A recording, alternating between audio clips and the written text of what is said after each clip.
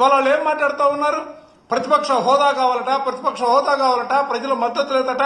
నేను సూటిగా అడుగుతా ఉన్నా, సీట్ల సంఖ్యాపరంగా 11 సీట్లు మాకు వచ్చున్నాయేమో, కానీ ఈ రాష్ట్రంలో 40% ప్రజానీకం వైఎస్ఆర్ కాంగ్రెస్ పార్టీకి అండగా నిలబడినటువంటి వైనాన్ని కూడా ఈ సందర్భంగా గమనించమని చెప్పి నేను కోరుతా ఉన్నా.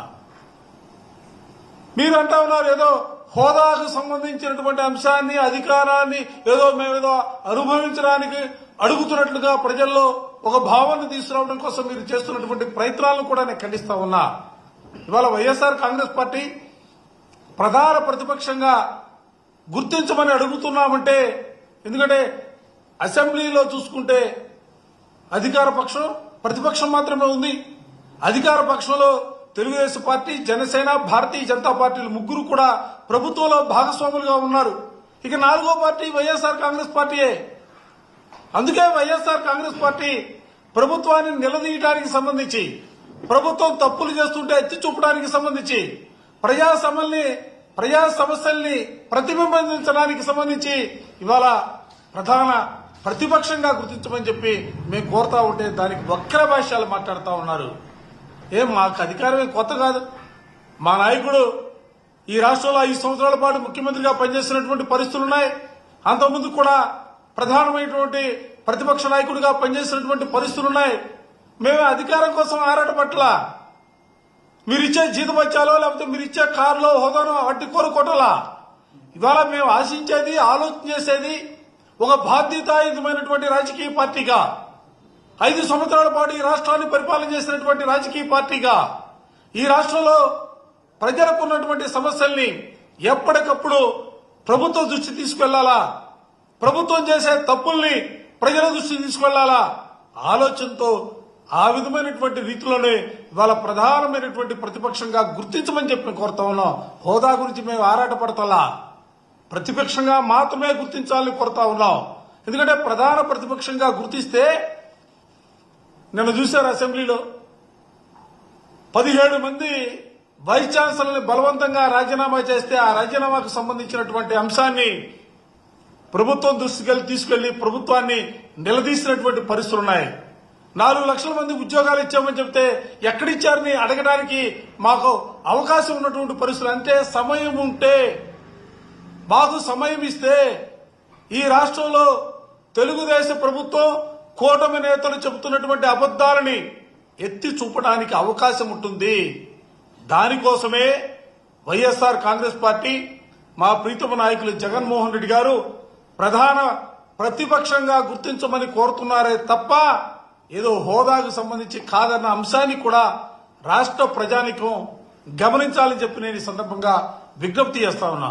పదే చెబుతా ఉంటారు 10% సీట్లు రావాలి, 10% సీట్లు రావాలి. ఏం చెబుతోంది చట్టం? 1977 1977 పార్లమెంట్ యాక్ట్ చెబుతా ఉంది. సంఖ్యతో సంబంధం లేదు. ఆయా సభల్లో ఉన్నటువంటి ప్రధానమైనటువంటి రాజకీయ పార్టీలను దృష్టిలో పెట్టుకుని, ఎందుకంటే ఒక పక్క అధికార పక్షం ఉంటే మరో పక్క ప్రతిపక్షం ఉంటుంది. చట్టం చాలా స్పష్టంగా చెబుతా ఉంది. మేమేదో ఈ చట్టాన్ని అడ్డం పెట్టుకుని కూడా అడగట్లా. మాకు కావలసింది, మేము చేయవలసింది ఒక్కటే, ప్రజల గొంతుగా వైఎస్ఆర్ కాంగ్రెస్ పార్టీ ఉండాలా. ఎందుకంటే ఈ ప్రభుత్వం ప్రజల గొంతుకుని నొక్కడానికి, తొక్కడానికి ప్రయత్నం చేస్తున్నటువంటి పరిస్థితులున్నాయి. అందుకే ప్రజల గొంతుగా వైఎస్ఆర్ కాంగ్రెస్ పార్టీ ఉండాలా. అందుకోసమే అసెంబ్లీలో వైఎస్ఆర్ కాంగ్రెస్ పార్టీని ప్రధానమైనటువంటి ప్రతిపక్షంగా మేము కోరుతా ఉన్నాం. నిన్న చూశారు మండలిలో మేము అడుగుతున్నాం, మా సభ్యులు అడిగినటువంటి ప్రశ్నలకు కనీసం సమాధానాలు చెప్పలేక నీళ్లు నమిలినటువంటి పరిస్థితి. సాక్షాత్ ముఖ్యమంత్రి గారి కుమారుడు సైతం కూడా మాకు సమయం ఇస్తే మీకెందుకు అంత భయం అని అడుగుతా ఉన్నాం. మీరు చెబుతున్నారు 164 మంది మా సంఖ్యాబలం ఉందని. 11 మందే కదా మేము ఉంది. మాకు సమయం ఇస్తే మీరు ఎందుకు భయపడతా ఉన్నారు? వాళ్ళకి తెలుసు ఈ 9 నెలల కాలంలో ఒక్కటి కూడా ఈ రాష్ట్రంలో అమలు చేసినటువంటి పరిస్థితి లేదు. అన్ని వర్గాల ప్రజానీకం కూడా, విద్యార్థుల దగ్గర మొదలుకుంటే మహిళల వరకు అన్ని వర్గాల ప్రజలకు కూడా తీవ్రమైనటువంటి అసంతృప్తితో ప్రభుత్వం పైన తమ నిరసన వ్యక్తం చేస్తున్నటువంటి పరిస్థితులున్నాయి.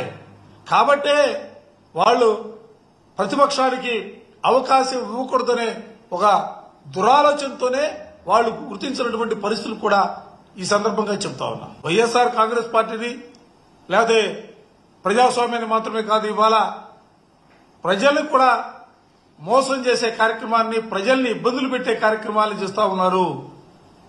ప్రజల నుంచే తిరుగుబాటు ప్రారంభమవుతుంది. గ్రూప్ 2 నిరుద్యోగులు చూసాం, రోడ్డుపైకి వచ్చి ఉద్యమాలు చేసినటువంటి పరిస్థితులు. ఇది ఏదో అంటారు చూడండి, అంతం కాదు ఇది ఆరంభం మాత్రమే అనే రీతిలో ఈ రాష్ట్రంలో ఉన్నటువంటి అన్ని వర్గాల ప్రజానీకం కూడా ప్రభుత్వం పైన తీవ్రమైనటువంటి అసంతృప్తితో ఉన్నారు. ఎన్నికల మేనిఫెస్టోను పక్కన పెట్టారు. అమ్మఒడి లేదు, నీకు 15,000, నీకు 15,000, నీకు 15,000 అన్నారు, ఎక్కడా కనపడతలా. 18,000 అన్నారు, ఎక్కడా కూడా వినపడతలా. ఈ రకంగా చెప్పుకుంటూ పోతే ఒక్కటి కూడా అమలు చేస్తున్నటువంటి పరిస్థితి లేదు.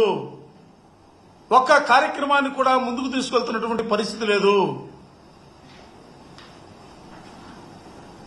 ప్రజలు కూడా ఆలోచన చేస్తారు.